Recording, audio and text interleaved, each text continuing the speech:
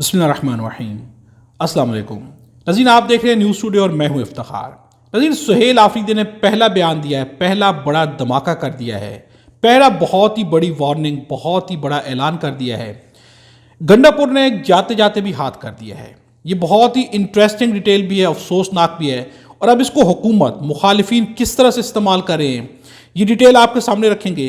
हुकूमत जो है इस वक्त बहुत ज़्यादा चालबाजियाँ कर रही है, किस तरह से इस्तीफ़े के मामले के ऊपर बातों को लटकाया जा रहा है, ये भी आपके साथ डिस्कस करेंगे। TLP प्रोटेस्ट कहाँ पे पहुँचा है, उसकी ताज़ा तरीन अपडेट्स क्या है, मुज़ाकरात हुए नहीं हुए, कामयाब हुए नाकाम हुए, पीछे कहानी पे कहानी सामने आ रही है।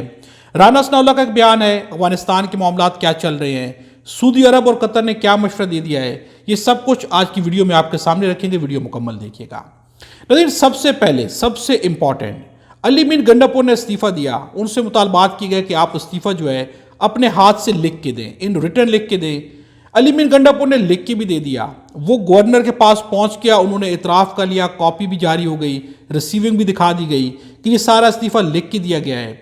अब जो है एक एतराज़ उठाया जा रहा है, एक चीज़ है जो कि सामने आ रही है, इसमें अली मीन गंडापुर ने जाते जाते हाथ कर दिया है, या हुकूमत ने जानबूझ के इसको इशू बनाया या इशू बनाने की कोशिश की जा रही है। इसके ऊपर भी एक खेल है, एक चालबाजी है जो की जा रही है, जो कि अफसोसनाक भी है।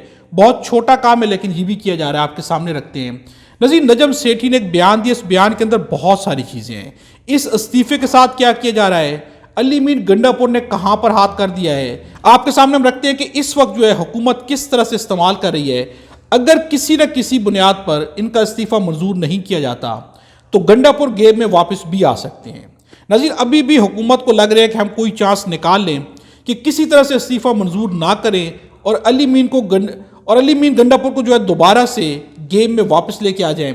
अभी उन्होंने इस्तीफा हाथ से लिखकर भी भेज दिया है, मगर आप देखें कि इनके हाथ के मेन टेक्स्ट और दस्तखत बिल्कुल मैच नहीं करते। नाज़रीन, आप यहाँ पर हैरान हुए होंगे, उन्होंने जो लिख कर दिया है, नजम सेठी का कहना है कि उनका लिखा हुआ और उनके जो दस्तखत हैं वो आपस में मैच नहीं करते। यानी कि या तो जो लिखा गया है वो अली मीन गंडापुर ने नहीं लिखा, या जो दस्तखत किए वो अली मीन गंडापुर ने नहीं किए। ये दोनों इबारतें मुख्तलिफ हाथ से लिखी गई हैं।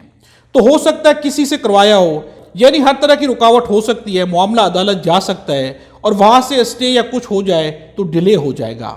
इतनी देर में आप अपोजिशन को इकट्ठा कर लेते हैं और PTI वालों को कमज़ोर कर लेते हैं, लोग उठा लेते हैं, किसी को ख़रीद लिया। नज़ीर, ये नजम सेठी बयान दे रहे हैं, यानी कि हुकूमत ये सब कुछ सोच रही है कि अली मीन गंडापुर के इस्तीफ़े के अंदर अब जो रिटर्न इबारत दी गई है उसके अंदर जो है कोई कीड़े निकाले जाएँ, उसके अंदर कोई खामियाँ तलाश की जाएँ। अब ये खामी तलाश की जाएगी कि ये रिटर्न फॉर्म जो है या बयान किसी और ने लिख के दिया है या सिग्नेचर किसी और ने किए हैं, इसलिए इस्तीफ़ा अली मीन गंडापुर की जानिब से नहीं आया। और यहाँ पर सबसे बड़ा सवाल है, क्या अली मीन गंडापुर ने जान के हुकूमत को ये मौका फराहम किया है, क्या जाते जाते हाथ कर गए हैं, या हुकूमत खुद जो है इसको हाथ बनाना चाहती है? ये चीज़ बड़े जल्दी सामने आएगी, लेकिन अफसोसनाक है इस वक्त भी हरबे इस्तेमाल किए जा रहे हैं। लेकिन नज़ीर, ये हरबे अब काम नहीं आएंगे, बात बहुत आगे बढ़ गई है। आज जो है सुहेल आफरीदी ने पहला बयान दिया है, और पहला बयान ही बहुत बड़ा बयान है। जब हम आपके सामने रखेंगे तो आप भी दंग रह जाएंगे। नज़ीर, JUIF और नून लीग ने गवर्नर की तरफ से इस्तीफ़ा मंजूरी के बगैर वज़ीर आला के इंतखाब का अमल गैर आइनी करार दे दिया है। उनका कहना है कि जब तक इस्तीफ़ा मंजूर नहीं होगा तो यह अमल गैर कानूनी है। नज़ीर, आइन और कानून के मुताबिक जब भी वज़ीर आला अपना इस्तीफ़ा लिख के गवर्नर के हवाले कर दे, जब वो एक्सेप्ट कर ले, जब वो इकरार कर ले कि इस्तीफ़ा पहुंच चुका है, तो ऑटोमेटिकली आइन और कानून के मुताबिक वो मुस्तीफ़ा हो जाते हैं। उन्हें गवर्नर की तरफ से इजाज़त की ज़रूरत नहीं होती। लेकिन यहाँ पर भी इस बात को गैर आइनी कहा जा रहा है, इसको इशू बनाने की कोशिश की जा रही है। गवर्नर इस्तीफ़ा वापस भी भेज सकता है, इस्तीफ़े में गलतियाँ भी हो सकती हैं। एक हुकूमत के होते हुए दूसरी का बनना गैर कानूनी है। इंतखाबी अमल को इस्तीफ़ा मंजूरी तक रोका जाए, ये कहना है JUIF का। यानी कि रोड़े अटकाए जा रहे हैं, रास्ता रोकने की भरपूर कोशिश की जा रही है।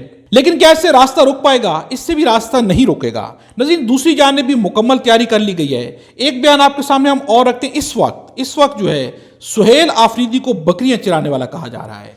कहा जा रहा है कि ये बकरियां चराने वाले हैं, लेकिन खौफ इस बकरियां चराने वाले का इस कदर ज़्यादा है कि पूरा निज़ाम न सिर्फ लर्ज उठा है बल्कि पूरा निज़ाम खुल के सामने आ गया है। छोटे लेवल से लेके बड़े लेवल तक, यानी कि बिल्कुल ग्राउंड से लेके टॉप तक जितनी भी ताकत है ساری استعمال کر ڈالی گئی ہے۔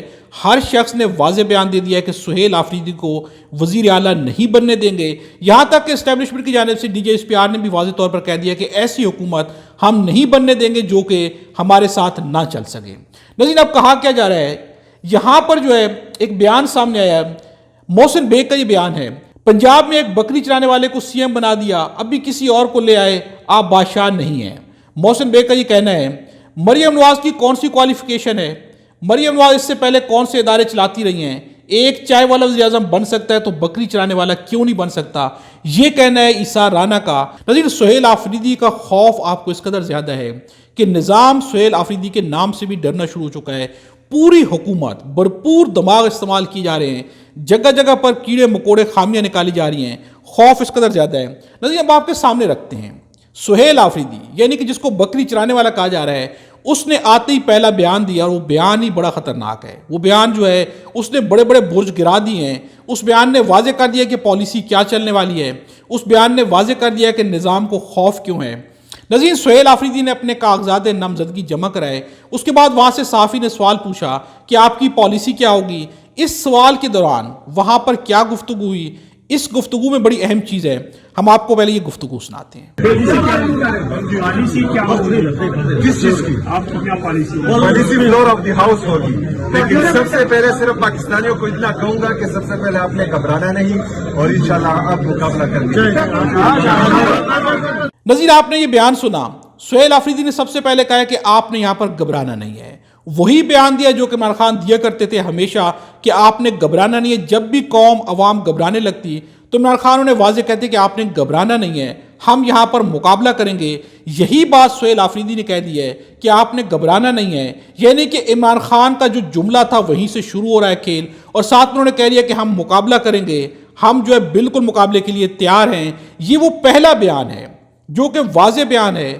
یہ کہنا کہ آپ نے گھبرانا نہیں ہے، اس کا مطلب یہ ہے کہ اب جو بھی سچویشن بنے گی وہ سچویشن ہوگی تو بہت مشکل، لیکن جو ہے وہاں پر آفریدی نے، وہاں پر سہیل آفریدی کا بیان یہی ہوگا عوام کے سامنے کہ آپ نے گھبرانا نہیں، اور وہی پالیسی اپنائی جائے گی جو کہ اس سے پہلے عمران خان اپناتے تھے، وہی سب کچھ چلتا رہے گا۔ لیکن یہ چھوٹا بیان نہیں ہے، یہ بیان بہت بڑا پیغام ہے، اور یہی وہ خوف ہے کہ یہاں پر بکری چرانے والا کہا جا رہا ہے۔ یہاں پر یہ پوری چارج شیٹ پچھلی ویڈیو میں آپ کے سامنے پیش کر چکے ہیں، وہ تک پیش کر دی گئی ہے، لیکن اس وقت جو ہے ہر طرح سے روکنے کی کوشش کی جا رہی ہے۔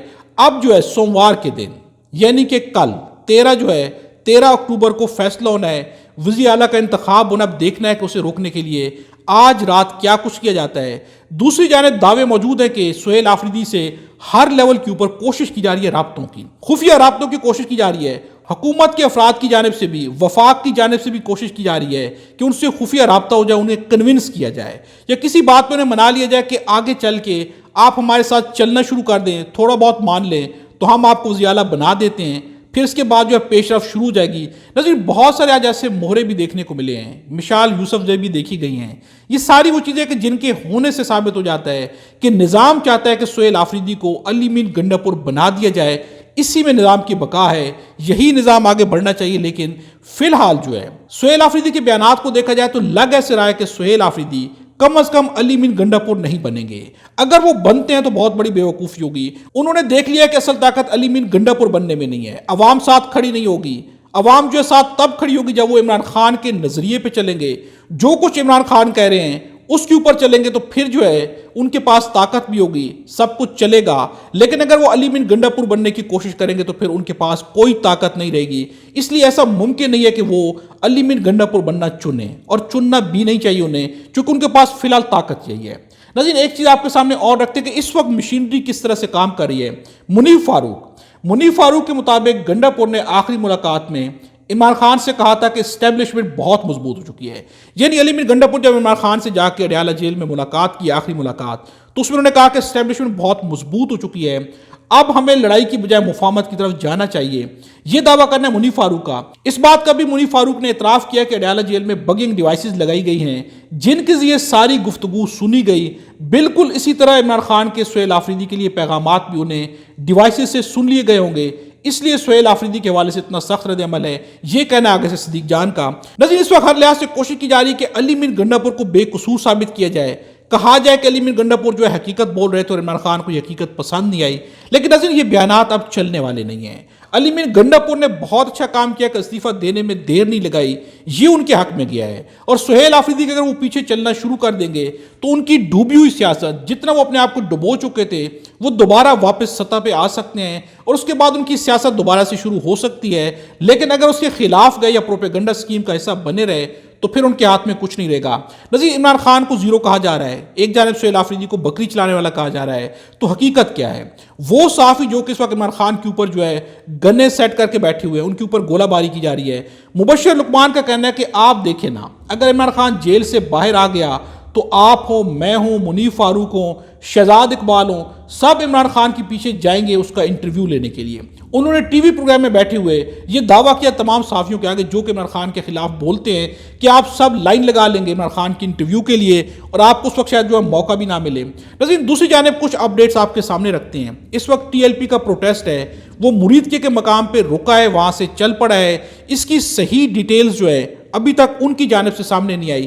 مذاکرات کا عمل بھی جاری ہے، کامیاب نہیں ہو رہے، ابھی تک اس احتجاج کو نہیں روکا جا رہا۔